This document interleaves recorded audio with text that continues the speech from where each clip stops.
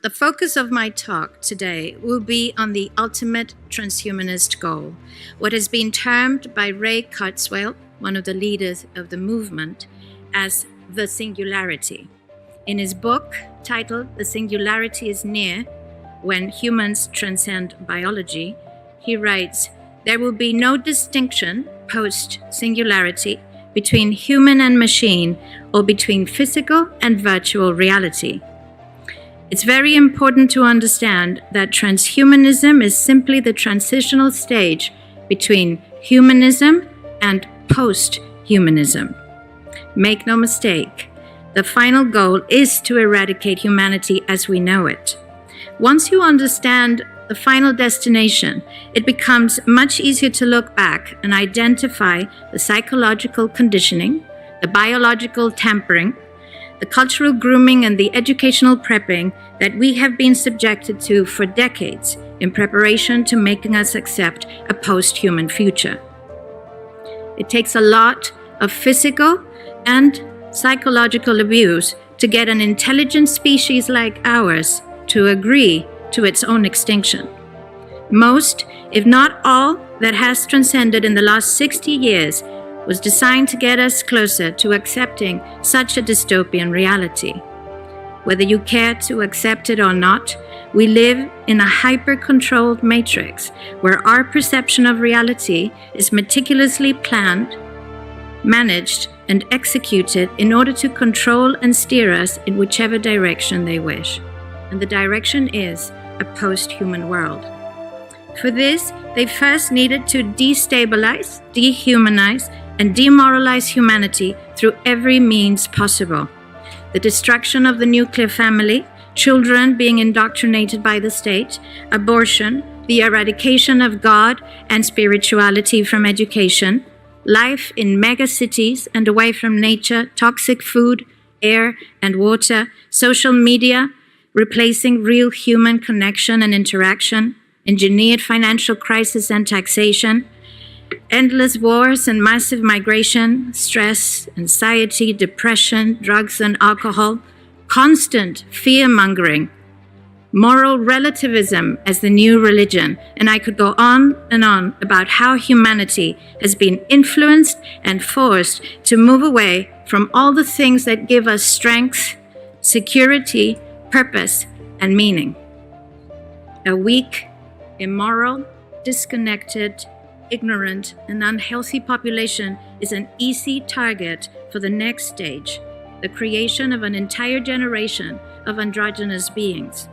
Masculinity is under attack psychologically, culturally, and biologically.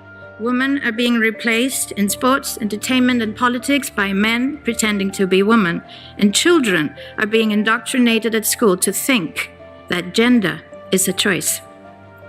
The transgender movement is not a grassroots movement. It comes from the top. It has nothing to do with people's freedom of expression, sexuality, or civil rights. It's an evil psyop with a clear agenda to get us closer to transhumanism by making us question the most fundamental notion of human identity, our gender.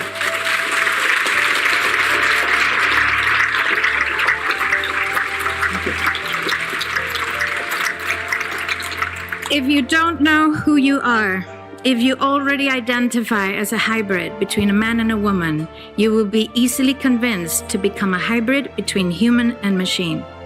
Gender ideology is the 2 + 2 = 5 from George Orwell's 1984 dystopian novel. It's the final test to see whether we will follow the most absurd party line towards our own extinction. But 2 + 2 = 4. And no matter how you choose to dress, call yourself, or change your physique, will not change that. The sad reality, though, is that in the gaslighting process to get us closer to a post-human future, they have mentally and physically harmed an increasing number of children and young people, and it's only getting worse. This must be stopped.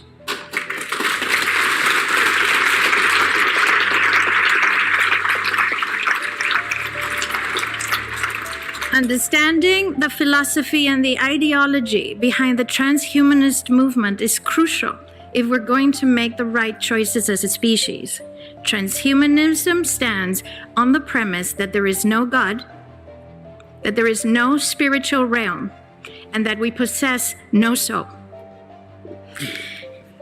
Does anybody feel like a soulless being in this room? It is the most materialistic and Darwinian understanding of who we are. And in my opinion, it is the most reductionist and frankly insulting notion of humanity. For decades, we have been prepped and groomed to accept the notion that without technological enhancements, we will not survive the future, but instead become obsolete. Yuval Noah Harari is doing a marvelous job at convincing everyone that we will become what he calls the useless class in the face of a world driven by AI, that we are simple, hackable animals restricted by our own biology. But the truth, however, is very, very different. They don't want to alter us because we are flawed, weak, and limited. They want to alter us because we are none of those things, and it's increasingly difficult to control the billions of resourceful, resilient, and creative humans that we are. There is a reason why it's called artificial intelligence, and that's because it is artificial. It's not real intelligence. Real intelligence necessitates of consciousness, something that machines will never possess. And in any case, who said we wanted to merge with machines? Why should we allow some megalomaniac nerds and their big tech billionaire friends dictate our future? I think most people just want to be able to live a peaceful life in a healthy environment where they can pursue their dreams. Technology must be at our service, not to replace us or destroy us. Give us free energy, and the world will transform instantly. Give us nutritious food, clean air, and water, and disease will be eradicated. Allow us to live in a humane system instead of a free-range tax farm, and you will see how depression, anxiety, and stress dissipates.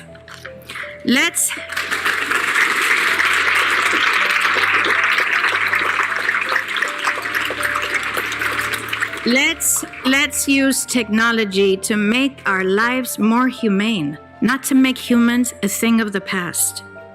The things we value most are those things that cannot be replicated by machines.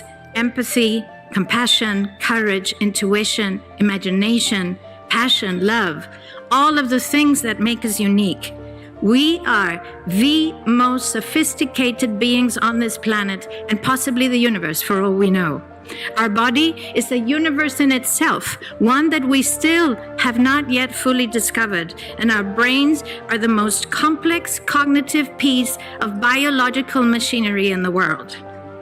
Just to give you a sense of our brain power, in 2013, joint teams of researchers from Japan and Germany got together to simulate a single second of human brain activity. They created an artificial neural network of 1.73 billion nerve cells connected by 10.4 trillion synapses. Sounds very impressive, but actually it's only a fraction of every human being's nerve cells. Scientists believe we all carry between 80 and 100 billion nerve cells, or about as many stars in the Milky Way.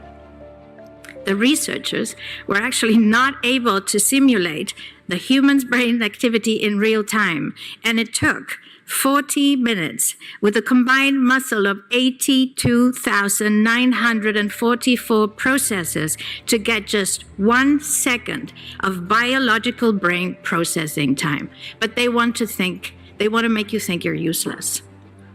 They don't want to make you better. They don't want to make you a superhuman. The end game is to make you a totally controllable piece of machinery, another thing in the Internet of Things.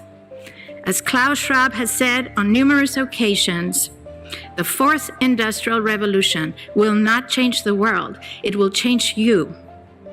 They will entice you with promises of immortality, but it's digital immortality.